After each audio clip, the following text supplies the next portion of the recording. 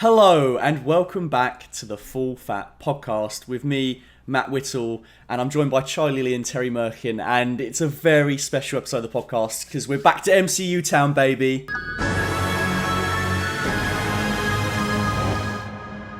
Loki has graced our screens after having his neck snapped in Infinity War and then having a precarious escape in Endgame, which we pick up right after those events in this first episode. And I'd say it was a bit of an existential episode where we saw the Loki that's kind of like a sequel to the Avengers Loki, that Loki, as a variant or a splinter in time, having him see what the movie Loki got up to and seeing his end whilst he so desperately fights against it and the notion of like time and causality. I really enjoyed it. Yep. But I want to know what you guys think. Terry, you want to go first? Oh, Terry, go first. Well, Charlie was Shut up, Charlie! I get so excited, don't I? I get so excited. Yeah, Charlie's thoughts are prepared. Go with Charlie. We normally go with Charlie first. You can't blindside me by throwing me in first. I try and mix it up. This isn't how we do it. I've just realised we also look like the three blind mice. Yes, we do. It's now a summer podcast, so week to week we're going to be feeling summery, getting more summery. It's true. It doesn't look very summery out there. It's very overcast. It's so overcast compared to last week that the sunglasses are making my room very dark. Oh really? Yeah. You're like in a those photography dark rooms right now. Yeah, that's how I feel right now. Oh no, yeah, no, it was sunny every single day. It's still warm. And we just it's still hot. It's still warm, yeah. But it's like humidity, isn't it, rather than sun at the moment. Yeah, I just thought. Well, we all thought, didn't we? You know, we had such a fun time wearing the shades last week. We had a blast. We had a blast last week. Yeah. So hopefully it's like a superstition we've got now. Maybe it's like gives us the magical episodes. We're in the shades. Well, I think the shades will bring the sun. Shattered. Look at me. I look so. Why tired, are you so shattered? Man. Oh, because I've got hay fever really badly. Got you. Yeah, and I keep waking up at like 5 in the morning and like not being able to sleep again. And I'm like all bunged up, and I've not had the best of sleeps. Yeah, that happened to me yesterday as well. Every bloody day this week. Well, so you're just waking up and it's like it's all falling out. My eyes are itchy and swollen. Like my nose is all bunged up. Bloody horrible. My mouth gets like really itchy, like the inside, dry. the top. Yeah, the roof of it. Yeah. Yeah, it's horrible. Ooh. But I've never heard like of hay fever like spoken about outside of like British things. So then I think, does it only exist here? Do we have a specifically high pollen count? Do other people get hay fever? Because I've never seen it on like a movie or anything. Someone be like, oh, I've got hay fever. Oh, I mean, maybe Americans call it something different. True, do you know what I mean? Possibly. That is true. Possibly. They have rain checks and whatnot, don't they?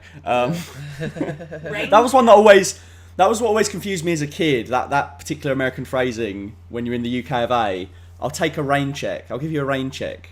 What does that mean? Well, I've never questioned that. We'll see, I guess. We'll take a rain check on that. I think it like makes it feel like you'll do it again, even though you've cancelled the plans and probably won't make them again. Yeah, it's one of those things. It's just like it's like the most American phrase ever. Yeah. I'll give you a rain check. Rain check. I want the paperwork on Monday. I'll give you a rain check. I don't know, that's how they use it, right? I'd like to know in the comments if like people what they think is like the most British term. Do you know what I mean? Yeah, we yeah. think that rain check. I'd like to know because it's got quite a lot of. But then, like, ish and bloody British, chips in it. British is like such a vast thing. Like Americans a vast thing as well. that's true, I suppose. I suppose that is true. Yeah. But then, like, I say things that you guys wouldn't say, and you guys say things that I wouldn't say. So let's not get into this brew conversation again. There we go. Yeah. I'm still vexed by it. You should be.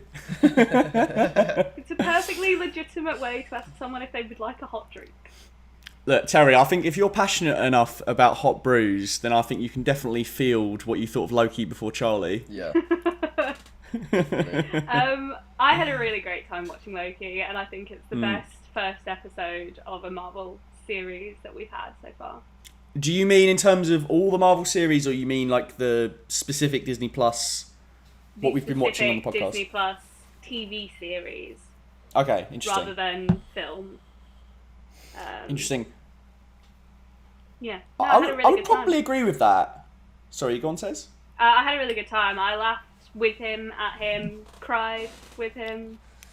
You know, I think, and I just want to say that Tom Hiddleston is an incredible actor. Literally, just the scene where he had to take the ticket, I was like watching it like that is an acting masterclass.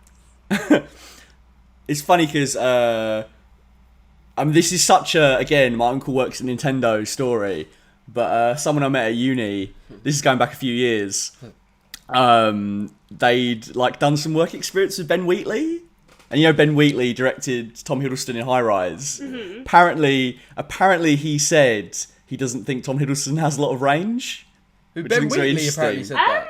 Apparently, yeah. I mean, obviously, this is my uncle works at Nintendo story. I got told this from someone, but I don't think they're not like the sort of person that would. Yeah, they're not the sort of person that would make it up. Do you know what I mean? Like, I can see what they mean in that he does sort of play similar-ish characters. He's always like the charming Englishman. Do you know what I mean? Yeah. And he's always got that sort of. He's got all his characters do have the Tom Hiddleston tone to them. In a way that like Christian Bale's characters don't always have, like, you don't always see Christian Bale when he's playing those characters, but I feel like with Tom Hiddleston you do always see Tom Hiddleston when he is. But that's just because there are sort of different types of actors, I would say, in my opinion. But I just thought it was funny because they literally say to him, Owen Wilson literally says to him in this episode, "You got a lot of range." And it made me think, that's funny. Ben Wheatley doesn't agree. I thought we were analysing Tom Hiddleston's acting. I do apologise. I would agree in the sense I can see why he may or may not have said he doesn't have a lot of range, because I agree with you, Terry. He does play similar kind of roles. What I was impressed by in this episode is I feel like he really got to flex the parameters of that Loki role. Do you know what I mean? For the longest time, I think, really post-Avengers, I don't think he's been that interesting of a character. He's very much been the appendix to Thor, and I do think getting rid of him gave Thor a lot more room to breathe in the Infinity War two-parter that we had.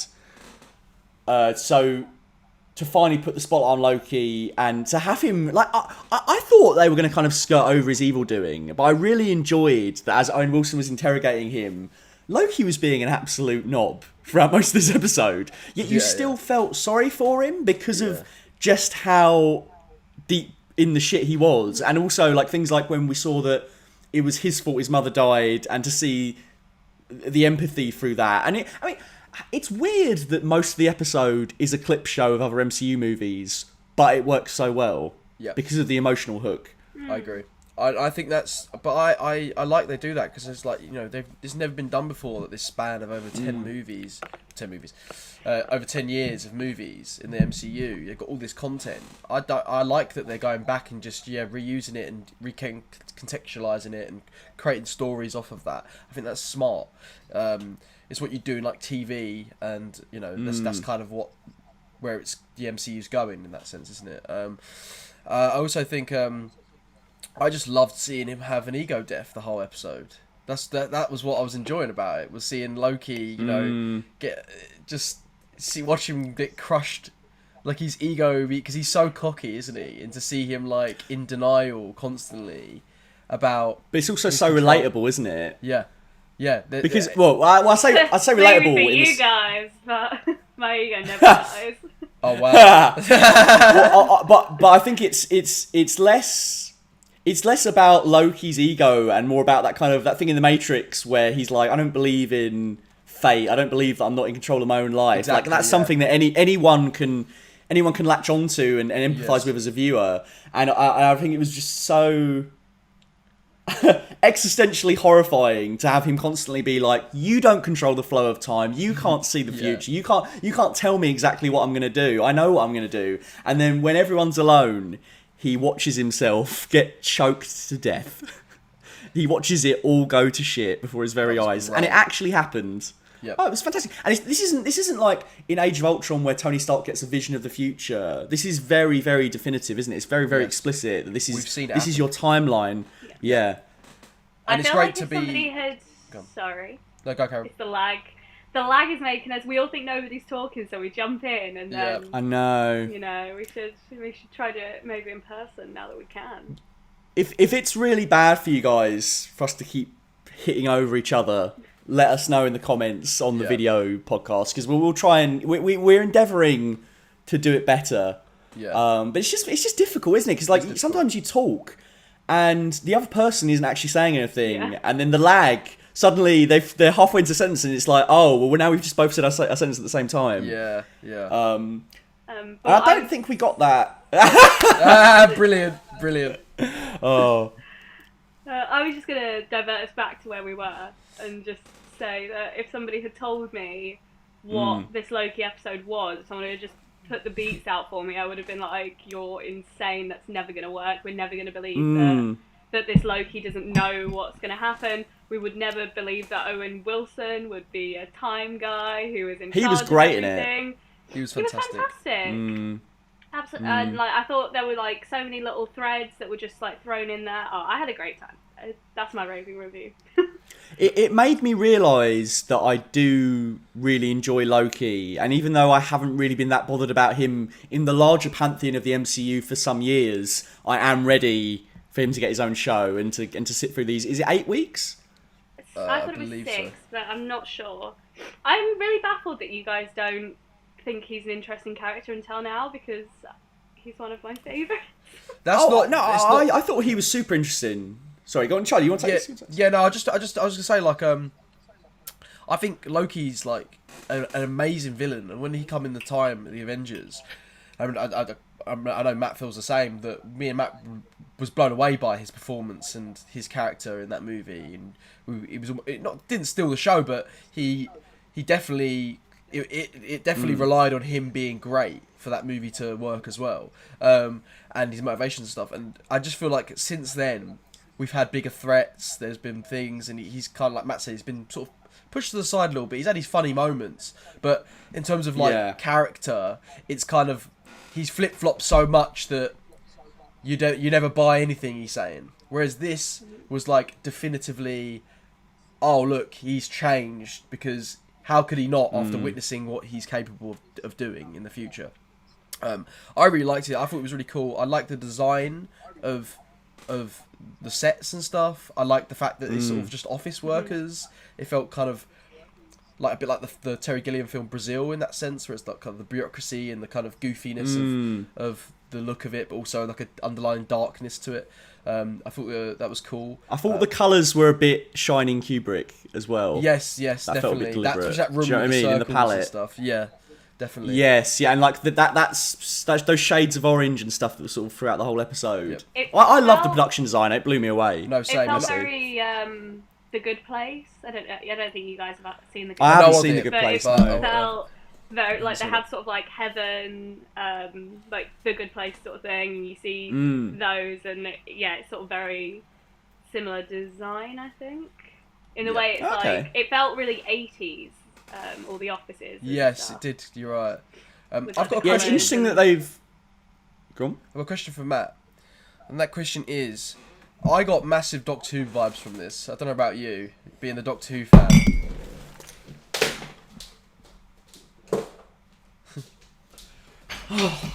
It's finally happening. We're going to talk about Doctor Who. I was like, has the Alexa gone off again? Is that where has he gone to smack the Alexa off? I thought you were going to Alexa, if you speak one more goddamn time. I thought you were going to run into Charlie's room and start That would be great. fanboying about Doctor. Alexa, stop. I realised I activated By saying the it. Scottish play by saying the Scottish play. Yes. I did think it felt very Doctor Who. We were watching it with our flatmate Adam, who is also a big Doctor Who fan, and we kept kind of looking at each other like while we were watching the episode, going because it felt very Doctor Who, and also like as you know. Chris Chibnall, not Jodie Whittaker, has run Doctor Who into the ground. So I think it's very, very clever on Marvel's part to take the Tumblr fan cast of the Doctor in Tom Hiddleston, which has been going on since like 2012. Oh, Tom Hiddleston should be the Doctor, blah, blah, blah, blah. Even as Tumblr has fallen, that fan cast still permeates throughout the internet. And to take that fan casting essentially with the character of Loki and make Doctor Who It's not quite Doctor Who, but in terms of the weird off-kilter concepts and the way it's playing with time, and the way we've got this skinny British white boy who's very clever and very sarcastic, Whimsical. and you kind of want to punch him. yeah. It's very Doctor Who. In that case, I'd like to change my Loki review. What's that's terrible? No. Pros, it's like a show of Loki. Cons, it's like Doctor Who. I want to talk about a specific scene that I found was quite Doctor Who to me, and that was the part when Owen Wilson goes back. Well, he's dealing with who's killing these Minutemen, and he sees that little kid, and the little kid points at the devil thing on the side, and that felt very Doctor Who to me, as like he'd go to like this place in time, and they go, "What's this thing that's causing all these problems?" Oh, it's this devil thing, and then we find out obviously it's like Loki. That felt very Doctor Who to me in that sense. Would you agree with that? So you're the bigger fan. Yes, it's kind of bringing me back to sort of like this Matt Smith episode where there's this kind of like Temple of Doom style thing. They go underneath the Stonehenge. And there's this box called the Pandorica, and there's kind of this legend and mythology about this ancient creature that's going to like destroy the world when it comes out of the box and that sort of stuff. And that is very similar to that kind of vibe of like we're seeding in this weird cosmic being that's eventually going to cross paths with our protagonist. I'm loving the Doctor Who vibes. I'm loving how much time. That doesn't happen often. That doesn't happen often, does it? I'm loving how much we're not only playing around with different time periods, but we're also going to play around with alternate realities. It's clearly going to be. I mean, I don't think this is a spoiler to say, but like Richard E. Grant has been cast in the series, right? He's got to be evil Loki. There's no who else is he going to be? He's got to be. I'd be shocked. Perfectly cast. Yeah, he's perfectly cast for that. 100%. The only way that's not him at the end of the first episode as the evil Loki is if there's another evil Loki and there's multiple evil Lokis. Do you know what I mean? That's the only way that's not Richard E. Grant to me. Yeah, I agree. Do you know what? Sorry, I was going to move on, but if you guys are still on Richard E. Grant, you're still excited, you keep going. No, it's fine. No, we're ready to move on. Your fanboying is done. We're always excited about Richard E. Grant, apart from that one time that he did us dirty by crying into his iPhone, pretending that Rise of Skywalker was going to be a good movie. Richard, You got us hyped, mate. Richard, come on, man. Come on, man. He got us so hyped. We love you. He was crying into the phone. We were so hyped because of you, man. Come on. We need to have a conversation about this. All right. Hopefully you can like, there's no way. By giving us some good Loki pokey. Yeah, I can't wait for him to watch this episode of the podcast and realise what he's done. He's a big fan. I can't wait for Richard E. Grant to beef us, and then for Ben Wheatley to tweet, "I never fucking said that." Yeah. Amazing. I was going to move on to the Multiverse of Madness. That was. Well, it's not even come out yet. You're well ahead of the curve. Wow, you've time travelled. He said that it causes madness and started talking about multiverses, and we're just laying those foundations. Yeah. And I'm getting very excited for that. It's interesting how much of this new phase seemed like it was very discombobulated, whereas now it seems like actually it's all kind of coming together. This is going to be... Well, I mean, we've already sort of dealt with alternate versions of the same characters in WandaVision, haven't we, with Quicksilver, so we're sort of seeding that in. We had Spider-Man Far From Home, seeding it in. Now, this is obviously going to deal with multiverse in a more direct way. And then after that, in December, we've got Spider-Verse, haven't we, essentially? Well, they haven't confirmed it yet, but it's Hollywood's worst-kept secret. It's going to be a Spider-Verse movie. Yeah. And then after that, it's Multiverse of Madness, isn't it? Yeah. So it's interesting how they've kind of tied it all together. Yes. It's like they knew what they were doing all along. It's like they had a plan. Speaking of plot devices to sort of set up the larger arc, I really loved that when Loki finally got the Tesseract back when he was trying to escape the TVA, that he just saw all those Infinity Stones and those guys were just like, yeah, they're paperweights to us in the office. Fantastic. Yeah. So good.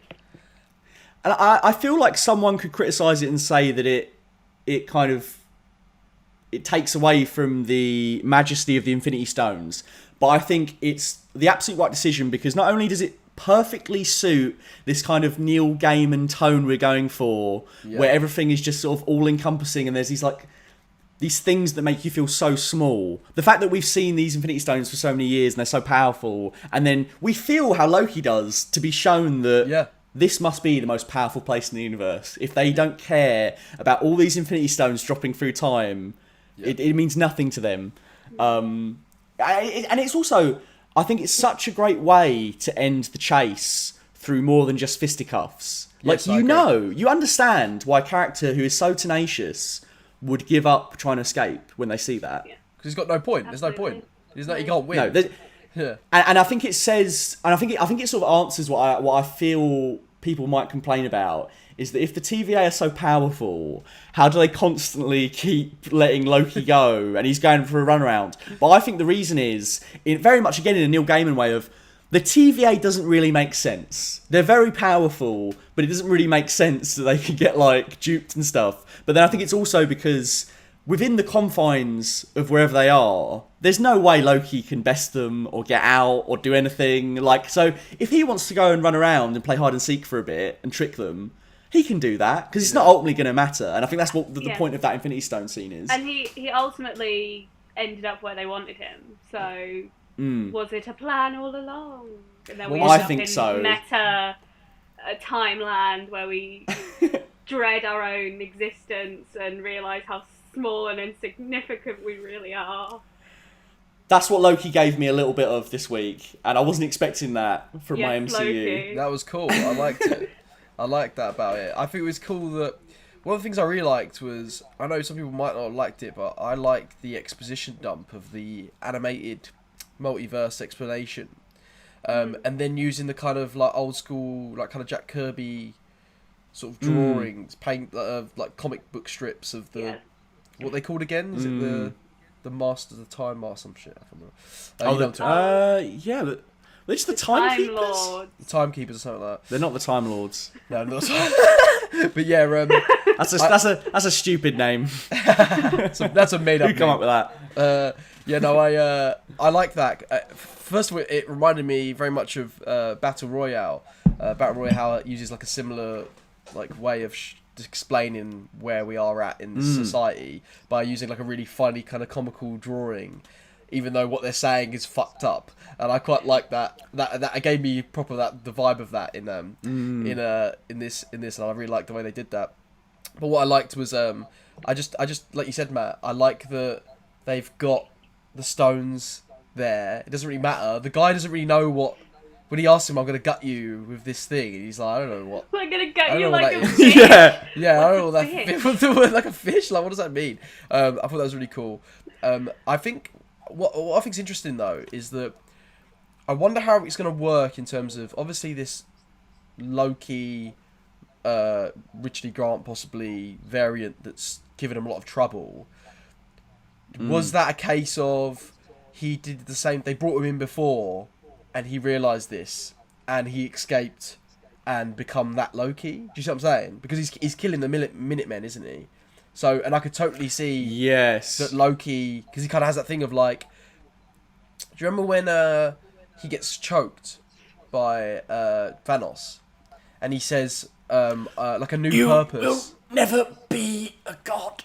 Yeah, but then when he says purpose, when he's watching it, he says like a new purpose. I thought that was interesting. Hang on, Charlie. I'm dead. 1 sec.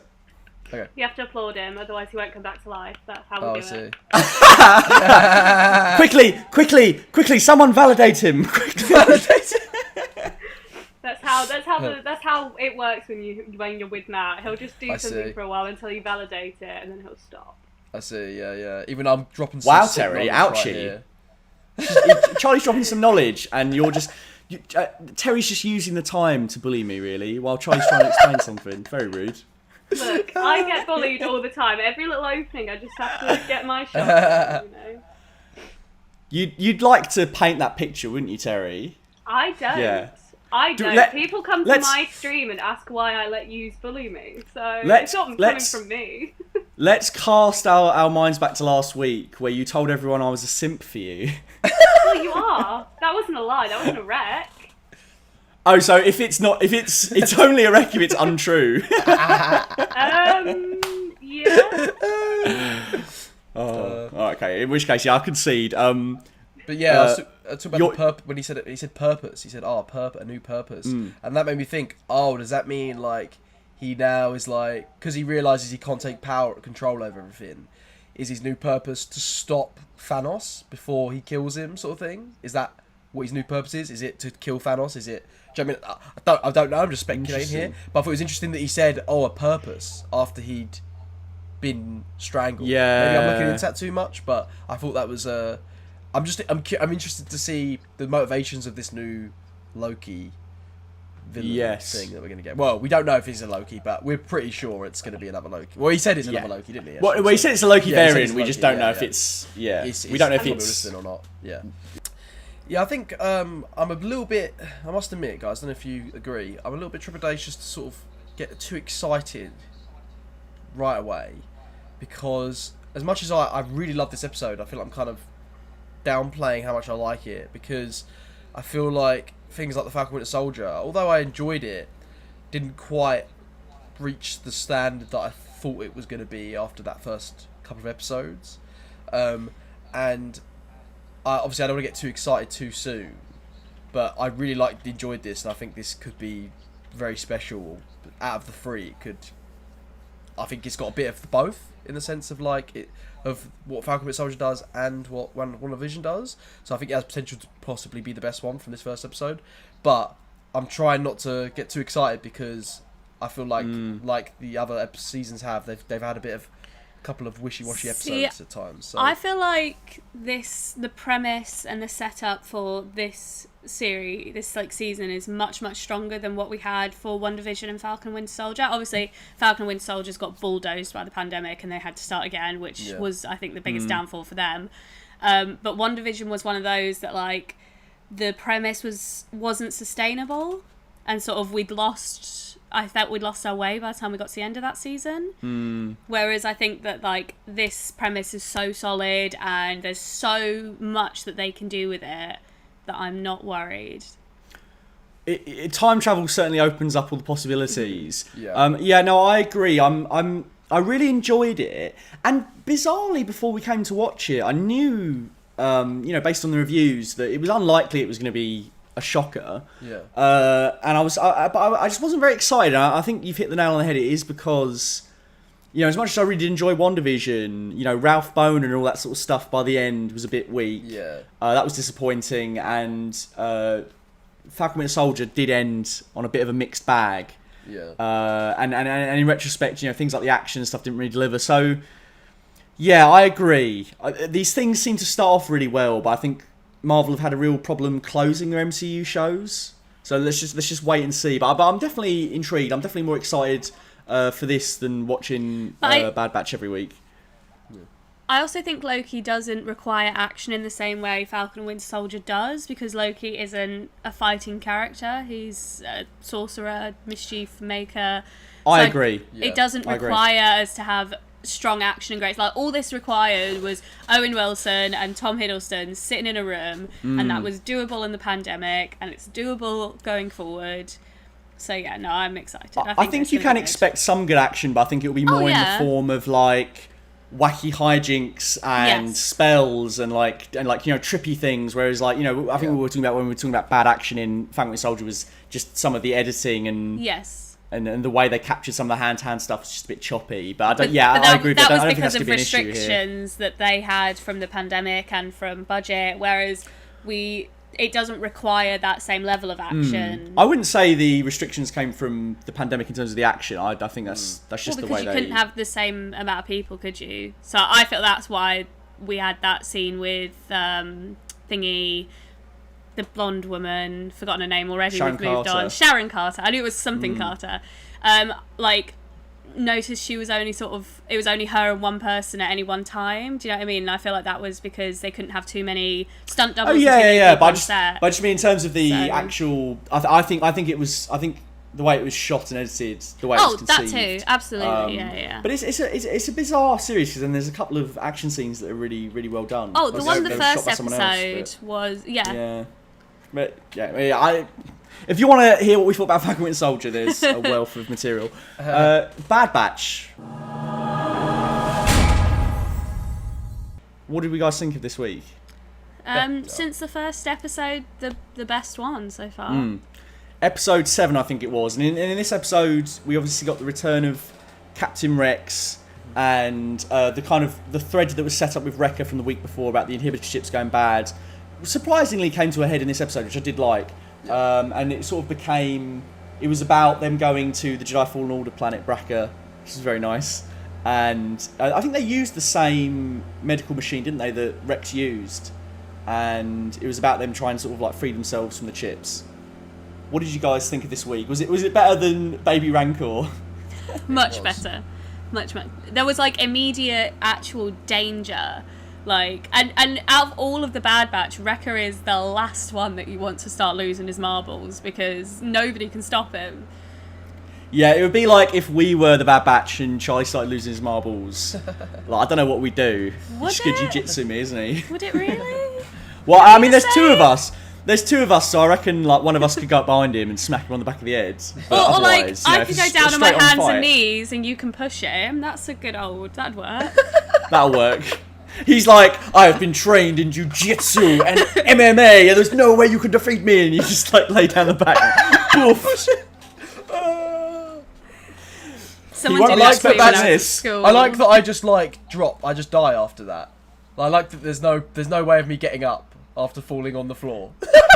Yeah, you're like a turtle. Yeah. I'm like stuck. Teenage Mutant Ninja Turtle. You're like a bug, like is stuck on its back and it can't quite spin over. Yeah. Aww, now I feel bad for sad. Charlie. But then he comes to now his with senses. a sad batch. Aww. The sad batch. No. Yeah, I actually thought the opening scenario was really interesting, and it interests me more than the last couple of weeks' premises of Rex going, you guys haven't taken the chips out yet, you fucking idiots. Take the chips out now, or you're a danger to me and Omega every single second. Yeah. That was nice. And I also like that. I thought it was quite weak last week to have Wrecker go, and then it sort of teased in a way of like it's obviously going to come back at some point. Yeah. To have them find out about it, it's less of a twist and it's more of them going, right, we just need to help Wrecker and ourselves. That was funny. We were watching, weren't we, Charlie? And I was like, I'm glad we didn't go with the whole Wrecker, and then that literally happened. Yeah, that was so funny. It was fun. I would but say you know what? I like Wrecker best in this episode. I liked Omega. I liked it when she was evading him. It had that kind of feeling of like, when Black Widow's evading the Hulk in Avengers. Yeah. It becomes more survival horror-y. Like she just needs to get out of there. And when he like rips the door up, sorry Charlie, I know you've got a point, but when he like pulls the door up, that was terrifying. If that were me, I'd be like, I'm dead, fuck. Yeah. Awful.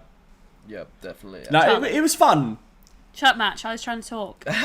Sorry. No, I think I was just gonna say that I think that why this episode worked, why we like this one more, is because it felt like it was pushing the story forward of what's going on with the Bad Batch. Mm-hmm. Like, okay, now we know these inhibitor chips can go off at any time. We need to get them taken out. There was a part of me that was like, maybe it'd be cool if like Wrecker just like it didn't work and Wrecker's like gone. Like Wrecker's just gone. Like when they took it out, when he wasn't there, I was like, that'd be cool. But they're not going to do that because it's the Bad Batch. But I did like that. Yeah, like we're going forward with the story. It felt like in this episode, it felt like we was learning more about the characters, learning about how things work with the chips and stuff, where they got to go to. Whereas the other episodes, like you said, it's just been missions. You know what I mean? Side missions. Whereas I just need more of this. I need more of this. Like you can still have your side missions, but I just need it to give me new information each week that is going to push me to the next episode. Whereas I feel like a lot of them have finished their own story within that short episode, which I don't mind, but like it doesn't make me excited for the next week, especially if we got 18 episodes of it. Do you know what I mean? But this episode gave me I think it lives or dies on the scenarios. Yes, yeah, definitely. Because like Clone Wars, sometimes you'll get a one-and-done episode that's really good. Yes. But it's because the scenario was engaging enough. I think the problem with a lot of these hasn't necessarily been the structure. I think it's just that what we're actually getting is really weak. Yes, like, true. Do you want to know where the Rancor came from in Return of the Jedi? Not really. Do you want to see Captain Rex have a standoff with the Bad Batch because he's certain that they could go wild Winter Soldier at any point. Fantastic. That's interesting to me. Yes, and I also, agree. it's a Star Wars story that is specific to the characters of the Bad Batch, whereas the Rancor story could be about anyone. You could have put that into the Clone Wars, and I wouldn't have missed a beat. Yeah. 100%. I also thought it would have been really not fun, but a good idea moving forward if like Wrecker hadn't made it from them removing his chip, because then there's like that countdown of how do we remove these chips without like dying. We can't remove our chips, but they could go off at any minute. Like, I think that is like such great tension. But obviously, they're never going to kill Wrecker. I think was that what you meant, Char, by like their what if it doesn't work? Yeah. Well, so like if the procedure didn't work for him, then is it going to work for any of us?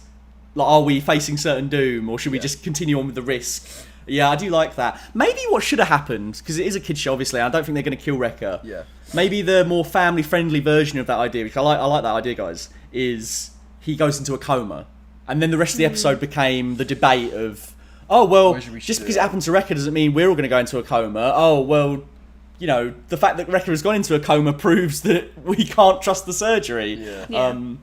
But yeah, I'm happy with where it went, and I think it was a fun episode. I enjoyed it. This is probably the episode I've enjoyed second in terms of as much as the first episode. Yes, I'd say it's the second best episode. I would agree. But I'm still waiting for it to sort of pick up a bit more. I think I'd rather watch Clone Wars at this point. Yes, I agree with that. 100%. Yeah. However, I do think that because the scrappers at the end said alert the Empire, I think that we are going to get more Tarkin and Crosshair filth next week. So I'm excited. Yes, that was interesting, and I liked that it seems like the next episode's going to directly lead into this one. That sounds more exciting. What I'm disappointed by, again, it's this trope they do in The Mandalorian all the time of this legacy character pops up, and then for no reason at the end, they're just like, I've got to go off and do my own thing now. Oh, well, it was great to see you, even though like it would really benefit us if we stayed together in this harsh new world of the Empire. You go off and do your own thing. Cool. Yeah, no, it's true. Why? And They also, probably want to keep it open so they can do the Captain Rex series once they're done with the Bad Batch. But I'm okay with that. But what I want it to do is sort of, I think a really good example, ironically, something Chris Chibnall did quite well, is in season 2 of Torchwood, they had Martha Jones, who's the companion from Doctor Who. She turns up in one episode, and then she just hangs around for about 3 episodes, and then she goes. She goes in the same way that like Rex or these Mandalorian characters go, like, you know, I'm just going to go now. Yeah. And but the fact that it's 3 episodes, you feel like you actually got enough of the character. You're happy to see them go by the end. Yeah. And they're doing different adventures each time, so you feel like you really get, oh, they spent some time with them, and now it's kind of naturally come to a close. And I just kind of wish they adopted that style for these guest characters, particularly with something cartoony, where it's just 25-minute pops. Why couldn't Rex have been around next week and the week after? That would have been fun. I agree. Just keep him around for a little bit longer. There's no reason not to. Because it's like, it gets to the point where it's like, oh, I know he's just going to go, like you said, Matt. Like, he's just going to go at the end of this episode. Yeah. Like, So what's the point in being here? Yeah, sort of thing. It's like, anyone could have done that, sort of thing. Because 20 minutes to pop in and out and say hello for a brew isn't enough. Yeah. No, it's not. A brew. A brew. Uh, I think that should tie us up to the 3-part Ryloth arc, which we finally got to. Yep. We've been mentioning it for weeks and weeks and weeks on the Clone Wars. Wars. Finally got to. I followed the schedule and watched it weeks ago. But Okay, you watched it weeks ago. Well We done. can't all be as perfect as Terry Merkin. you can try. You can try. I thought the first 2 episodes were... well, just for a quick recap before we go into it. It's the Ryloth arc, it's Anakin, Obi-Wan, Ahsoka and Mace Windu. Each episode is kind of centered on a different perspective, ending with Mace Windu in the 3rd part, and it's about them trying to save the innocence of Ryloth and how Tambor, the Separatist, kind of, and Count Dooku are using the innocence to sort of gain the upper hand, even when they're losing the battle. I'd say that's a good... Yes. Yes. Good, nice synopsis. Nice little Right. synopsis. It will be done in one. I liked the first 2 episodes. but I think there wasn't that much to chew on until we got to the third part, which I thought really kind of brought everything home in a way that I didn't expect it to. I disagree with that statement from the Really? off, because I think the first episode I thought was fantastic. The whole stuff with like Ahsoka, who is like a child, by the way, being made a commander of a squadron, and her being nervous, and then her inexperience coming through, and her pushing forward and disobeying orders and messing up and losing that squadron and learning from that. Like, I think that's such an interesting arc for her. It's like the first bit of actual like interesting character, like gritty character we get for Ahsoka. I thought it was a great episode. I thought it was really interesting. I thought as soon as they go, oh, you're the commander now of all these ships, it's incredibly predictable that she's going to screw it up and get this kind of like arc of, do you know what I mean? And I just thought it's cool that the Jedi would give such responsibility to a child to their detriment, but we didn't really explore that in a negative way. Yeah. Like, it was only us sitting at home going, wow, this child soldier is now being put in command of a load of adults to go into battle in space. This is fucked up. But the episode doesn't really delve into that. And I just found it a bit predictable. I thought episode 2 was kind of sleepy as well. As much as I was enjoying the action. I've had a really good time with all 3 episodes. 2's the one I remember the least, but I don't know why. I just think that the amount that, you know, like people like my friends like Michael Griffith Dixon go on about this Ryloth arc, I was expecting it to be a bit better. I was expecting the level of quality from the 3rd episode to be all 3 episodes. Yep. And as much as I really do enjoy that last episode, I really do enjoy the moral conundrum that, in a perfect way, like, you know how I said the first episode was predictable. I think the 3rd episode chucked in a really interesting curveball of, you thought it was going to be about them seizing control of the palace or whatever, and then for Tambor to suggest that what they're going to do is use the civilians to essentially create propaganda for the war. We're going to burn all the villages and stuff, and then when the Republic win, we're going to taint the victory so much that more separatist planets will come to our cause. I thought that was not where I was expecting that to go. No, same. No, I agree. No, I think the 3rd episode was probably the strongest, but I very disagree with you that the first 2 weren't strong. I had a good time with all of them. You liked being too harsh. Yeah. If it was that horse meme, compared to the other stuff that we've seen, like in this season, these 3 episodes are incredibly strong. I think it's a great 3-parter. I think it shows like the sort of stages of battle that they go through. Like I think as a 3-parter, I give it 8 out of 10. Really? So I think that's high. Because I think that we've seen episodes already in this season that have been better than the first 2 episodes. Really? I would agree, yeah. Yeah, definitely. I don't think so.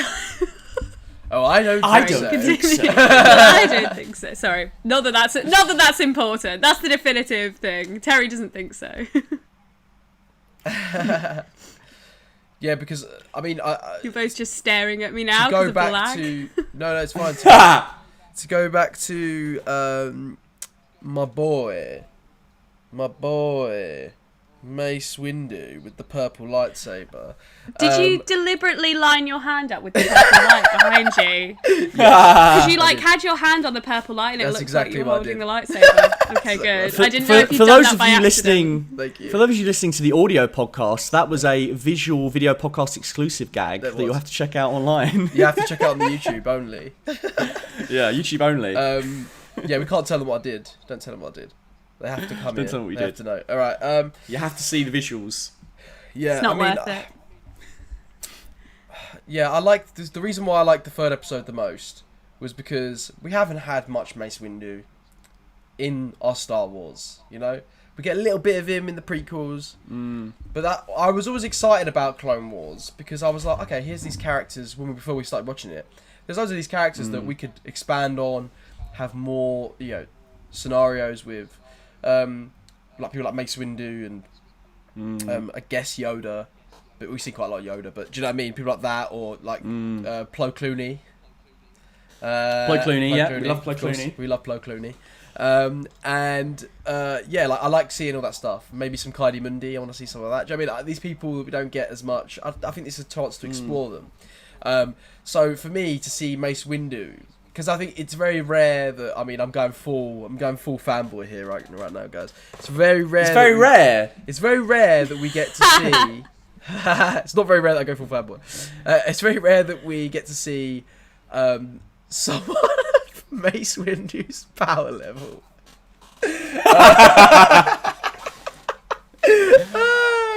Get to like pull like we get to see him fight like armies, essentially armies of clones of droids. And I like, do you know what we like about Mace Windu is he's the closest to the Sith in terms of his aggression as a Jedi Knight, isn't he?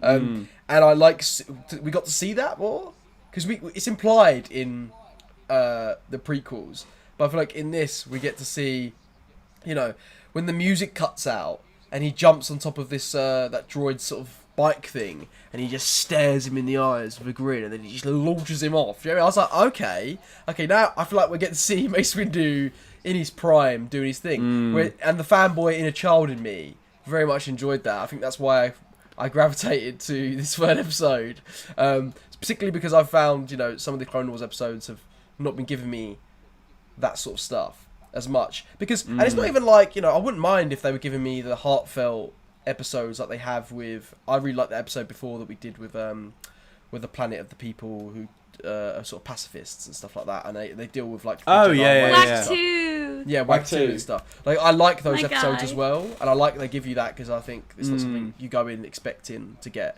but I like that side of the philosophy side and the spiritual side of Star Wars in that sense. But I also want to see people like Mace Windu fucking some shit up, and I think that this reminded me a lot more of the first episode, Ambush with Yoda, because not only did we get to see that cool stuff with with Mace Windu chopping people up and stuff, we also got to see how he deals with people in his Jedi way. When he says to that, I can't remember the guy's name, when he says to him like, now what are you going to say to when he's talking to the senator and the leader. The senator, and he says, now what are you going to say to him now to fix this for your people? Like, get your egos out of the way. Your people need to be saved. Sort of thing. What are you going to say to him? I liked that because it was the way he dealt with it was Jedi, but also very Mace Windu. Still, it was still very, very affirmative. Is that the right word? Do you know what I mean, like firm? Very like, whereas like Yoda's a bit more like, you do this. Yeah, Mace Windu is like that boss that you're a little bit scared of. Like there's a bit where Anakin like rings him and is like, I can't do it. We're not sure we're going to make it. And he's like, it must be done. It's like, when you bring your boss, you're like, I'm not going to make this deadline. They're like, well, you have to. And you're like, well, I'm not. Yeah. So I don't think I'm going to make it to Ryloth. My mum's just passed away and I'm about to go into emergency surgery. Your supervisor, Mace Windu. Are you sure you can't come in? Are you sure? You must. Ryloth depends on it. Yeah, we need you.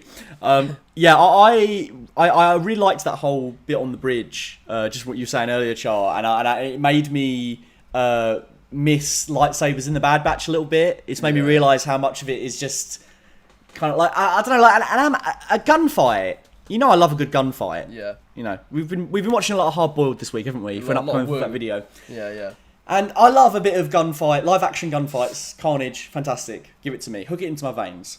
But an animated shootout does not have the same sort of finesse. Yes, I agree. And whereas an animated lightsaber fight can still be very, very entertaining, and that whole sequence on the bridge where the bridge like collapsed out and the music went out, the bass distorted, and he was like hopping between. Obviously, that wasn't specifically with a lightsaber, but it was still like Jedi powers. Do you know what I mean? That made that scene special. And I just feel like without the sort of the powers and the lightsabers, it's just getting a bit bland in terms of the action. People can be special without having the Force, Matt. They can be, but I just don't think it makes for great animation. No, I would agree with that. I don't think the shootouts have as much weight to them as like the lightsaber ones do in animation anyway. It's like when you're playing Battlefront and you're just all shooting each other and suddenly Darth Vader comes over with his lightsaber and you're like, well, we're all fucked. Yes, I love that when that happens in the games. Or when you see someone with a lightsaber from like across like, the battlefield. Yeah, I'm going to go the other way. Yep. That's true. I also think the what you were saying earlier about the dichotomy between the senator and the freedom fighter was interesting. I agree. But I almost feel like what would have been the more interesting three-parter for me would have been that was the first part, the last part. And then the second part should have been like 6 months later. Yeah. Oh, we're called back to Ryloth because the freedom fighter guy and the senator guy both didn't do what they said they were going to do, and they've caused like bedlam. It doesn't even need to be about the separatists at that point. Yeah. But as much as I say that, we've only got one episode left of season 1. Maybe season 2 we'll go back to Ryloth and explore that. Who knows? Yeah. Maybe, I 100% agree with you there, Matt. I do feel like, as though these are a three-parter, I still feel like you could have kind of put them anywhere in the season. And because they do that anyway, where they're connected, but they're not next to each other. Yeah. Like, it didn't really feel like they sort of flowed nicely into each other. It felt like very distinct. Yeah, even though it had like I know it was all about that same thing, but like I felt like we was popping up new characters and stuff that were important in each episode, and I was kind of like, well, if you're gonna do a three-parter, surely you stick to a certain group of people. But I like how it like they kind of pass the baton on to like whose job it is next to lead what's happening. Do you know what I mean? Like at first we had Ahsoka and Anakin, then they passed the baton on to Obi-Wan, and then they passed the baton on to Mace Windu. Yeah. I liked that about the earlier three parts we watched earlier in the season, but I think it did that passing of the baton thing more effectively than this did. I agree. I think this three-parter is 100% better than the previous one. That's interesting. That is very interesting. But, so you think this is one of the best episodes of the season? I think this three-parter is like the shining light of the season Really? after the first episode, yeah. I think it's just been fine. Do you know what I mean? Oh, well, I'm sorry about that. One thing I have noticed, though, about our last few weeks of watching, I'm just going to put it out there, but we've had a serious lack of female presence on these series that are coming out on Disney+. We had WandaVision. I thought you were going to say on the podcast. I'm like, Terry, that's what you're here for. The female presence. We haven't had enough female presence. If you could buy some presents, that would be great. But presents? on the podcast, Pulled out, mate. But no, I'm joking. See, viewers, this is what I'm talking about, right? I tried to buy Terry a jungle skog from IKEA the other day, and it was sold out. I'm trying. I did the work for that. I'm still waiting. But anyway, so then we had like Falcon and Winter Soldier, who like the whole series, not a single scene past the Bechdel test. Then we've got Clone Wars, which isn't or Star Wars in general, which just isn't really I'm sorry, Terry. This is very important. This is very important. Are you going to interrupt me? Well, I just wanted to ask. What did you mean by you did all the work? I feel like I just want to unpack that before we move into this new point. I just want to unpack that. You said that if I got 100 retweets, I could have Jungle Skog, and I did. Oh yeah. I mean, to be fair though, I'm gonna get you the bear. I'm gonna get you that damn bear as soon as it's available. I was joking. Well, he just needs to clarify. He doesn't want anyone to think he's a bad boyfriend. I want everyone to think I'm a bad boyfriend. A bad boy. A bad batch boyfriend. Like, when you say bad boyfriend, as in, like, do you know what I mean? Like, he's bad. He's bad. rather than he's bad. Bad boys. I'll get back to my point about the lack of women within the Disney Plus series recently. You do that, Terry. Can we just talk over you for a little bit longer? Blah, blah, blah, blah, blah, blah. No, I'm joking. I'm gonna get you cancelled so hard. You are. Just cut this clip of the podcast out. And also complete with the shades. It's just you've not got your shades on. It's because it's so dark. But now we just look like two cocks. Just zoomed up next to it. Yeah, look at you look like. Well, there we go. But back to my point. Disney Plus is just not putting out that female content at the minute, I feel. So Bad Batch has we have Omega, but it doesn't really feel like a lot. I did really enjoy that we had Fennec, but now she seems to have just again disappeared into the background. And now we've got Loki, which once again is Owen Wilson and Tom Hiddleston and Richard E. Grant, and there's very few female characters. Well, yeah, I mean, I would agree with you in the sense that the female characters have been secondary characters or or in the sense of Omega, I think Omega's a good female character, but obviously she's one female character out of a group of bad boys. And you can tell that they were like, yeah, we can't just have all men, so we'll create a female clone, which feels really weird and unrealistic. So I'm realistic in Star Wars. I'm realistic. Yeah. I see what you mean. I do think it does. It does whiff from a mile away. That sort of stuff. Like, it doesn't we've go put the... unnoticed. Yeah. And, Yeah. You know, I don't feel like at the minute that there's content for women. And we have the Black Widow movie coming out, which I am so excited about, because I've personally been waiting for this movie for a very long time. But it's been ruined by everybody, even you guys being like, oh, I'm not really excited. Well, I've been excited for Thor, I've been excited for Iron Man, I've been excited for Captain America. Let us have our time, be excited with us, come and enjoy it. We need a female-led movie, we haven't had one for so long. I think it's more that we wish it happened sooner. Like, I wish it happened sooner. It should have happened kind of hard a lot sooner.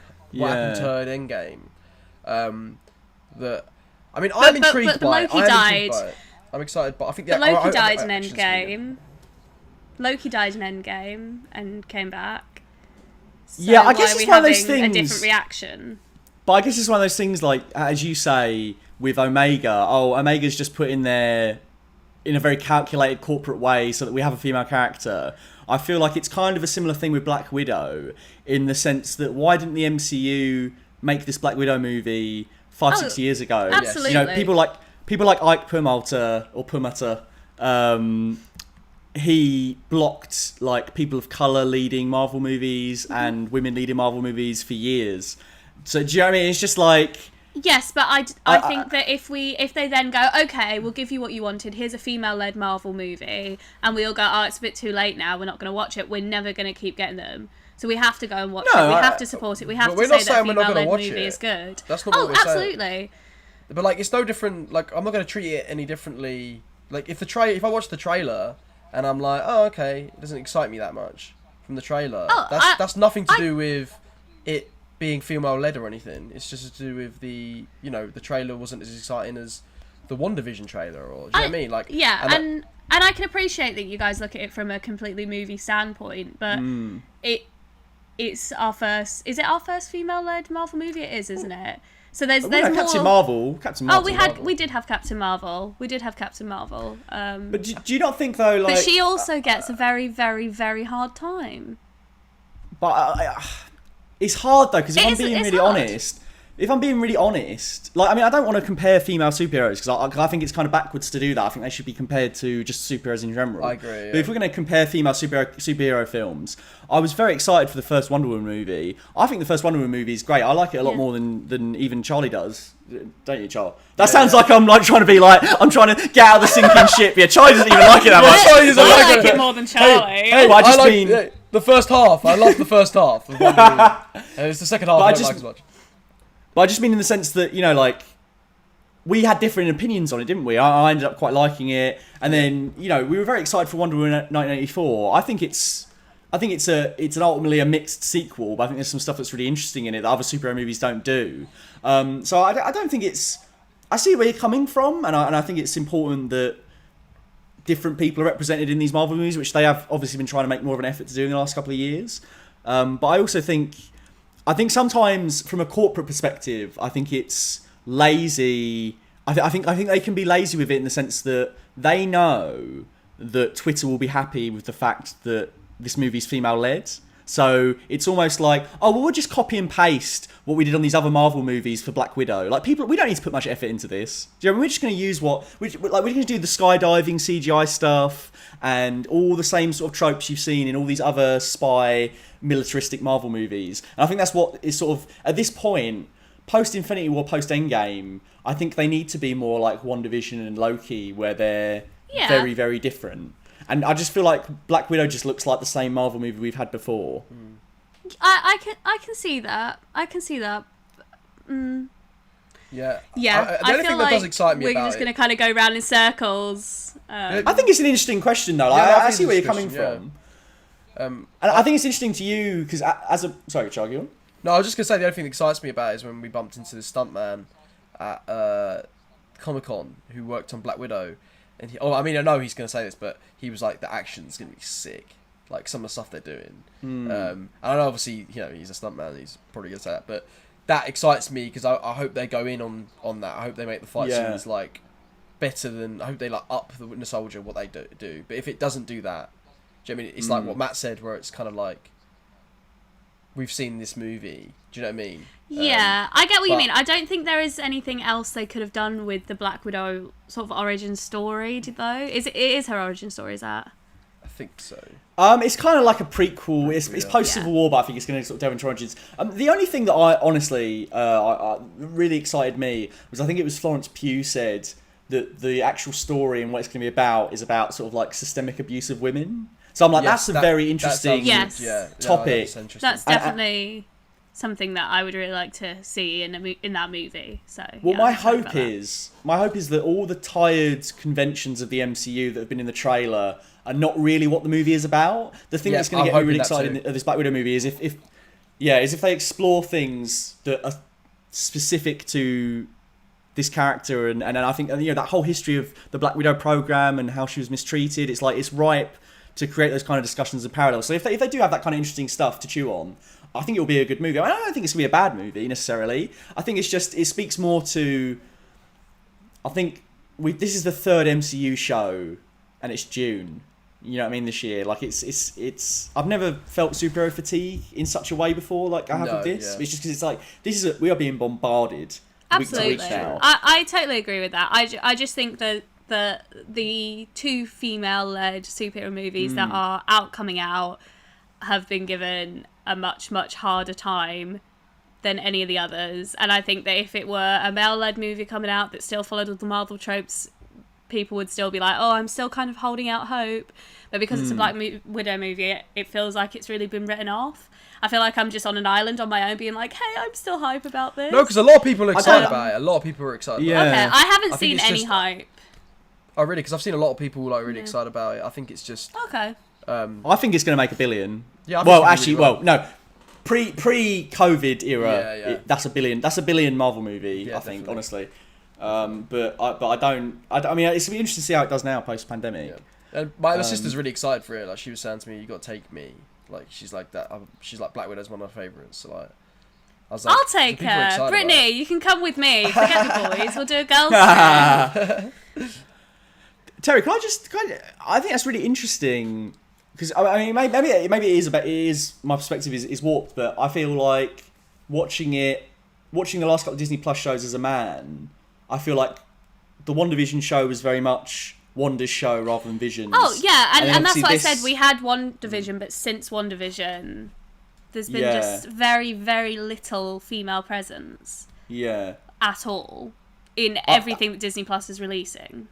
And I suppose, Excuse me. I suppose the problem with Falcon Winter Soldier is, I feel like Carly could have been what you were after, but the whole storyline with the Flag Smashers kind of became about nothing. And then, like, I think, Sharon Carter wasn't used to her full capacity. We had that weird cameo with that woman that just left me a bit like, what? Oh yes, the Val Fontaine, whatever her name is. Yeah, I'd just really like to see some actual good, not like forced female stuff like we had in Endgame, like in The Mandalorian, when we just happened to have a bunch of diverse female characters like working together. That felt so organic, and it was exactly what I wanted to see, and I felt empowered by it. And that's all I want from this at the minute. I'm not feeling empowered by Marvel. I'm not feeling empowered by Star Wars. I'm not seeing myself on the screen, which is a big problem, I guess. So, do you think you'd be happier with these shows if, rather than having a female character amongst a group of men, it was more like 2 female characters, 3 female characters amongst 3 male characters? Do you know what I mean? You want it to be a bit more evened out. Just like have diverse casts, like. The time, sorry boys, but the time of white men is over. No, I'm joking, it's not at all. But I want to see women in positions of power. I want to see women having the same really interesting story development that the male characters get. So yeah, Absolutely, that's my take. absolutely. Yeah, no, I mean, we're at this stage with media where, you know, it's a start the last couple of years, but I guess we've still got a long way to go. But Yeah, no, we do like definitely. groundbreaking stuff and then just go back to what we know. And that's exactly what's happened. We had WandaVision, which had female lead, and then we had Agatha Harkness, and there was so much female presence. We also had But do you think something is inherently bad now? Like the fact that Loki's obviously like straight white male led, or well, I mean he's gender fluid now, isn't he? So he's not necessarily a man. But yes, I don't But do you think see what I'm that saying? inherently Like- makes it. I don't think it makes it bad. I don't Yeah. think it's just not. It's just not good enough. There's no excuse. There was no excuse in Falcon and Winter Soldier for them to not utilise their female characters. But do you not think they've made an effort to? If you look at these three shows, one's led by a woman, one's led by a person of colour, and then one's led by a white guy. Oh, yeah, Like, do you know what I Falcon mean? Winter Like- Soldier, great. It was led by a person of colour. It had those really, really important discussions. Like, yes, I totally agree. I think, you know, that was what that needed to be. But they did have female characters that they didn't utilise Right. at all. see. You know, which they didn't utilise them to their best. They were wishy-washy, sort of in the background. I see. And then, like, with Bad Batch, it's just, what are we going to do about the fact that they're all a bunch of men?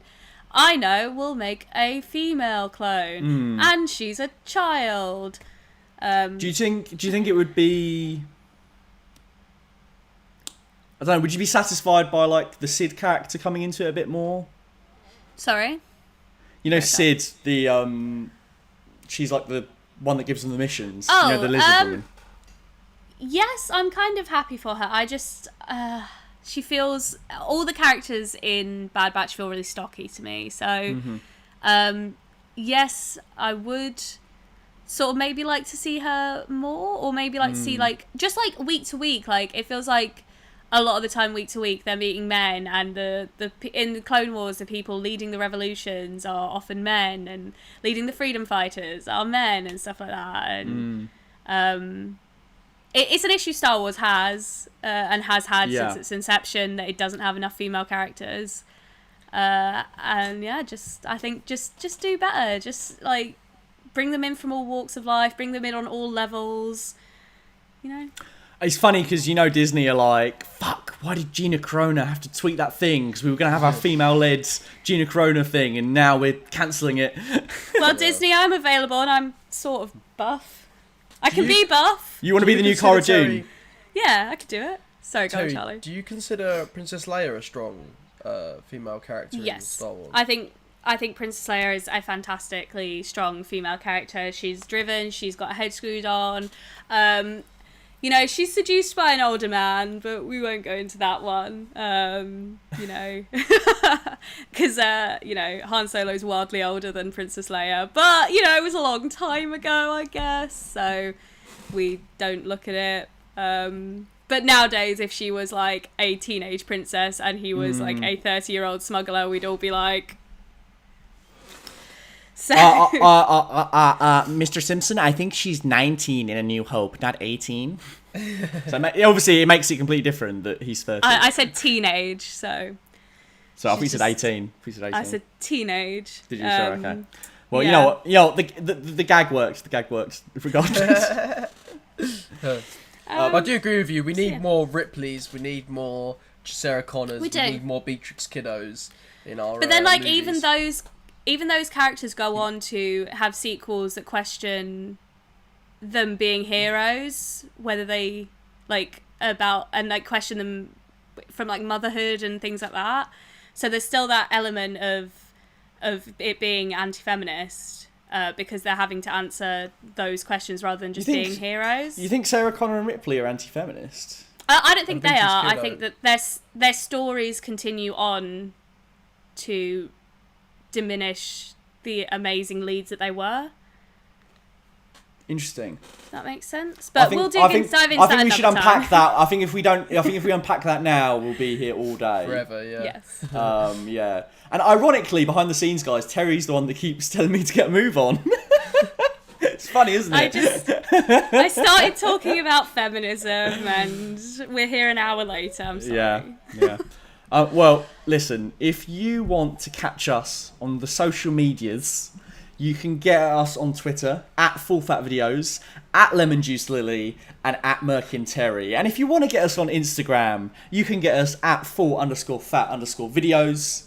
For Charlie, at Lemon Juice Lily, and for Terry, at Terry Merkin. So you might want to remember that Terry's is Merkin Terry for Twitter, Terry Merkin for Instagram. For some reason, for some god-awful reason, I decided to put underscores in my Instagram, and because Charlie It's all here. is... It's all here. It's Yeah. all on the screen.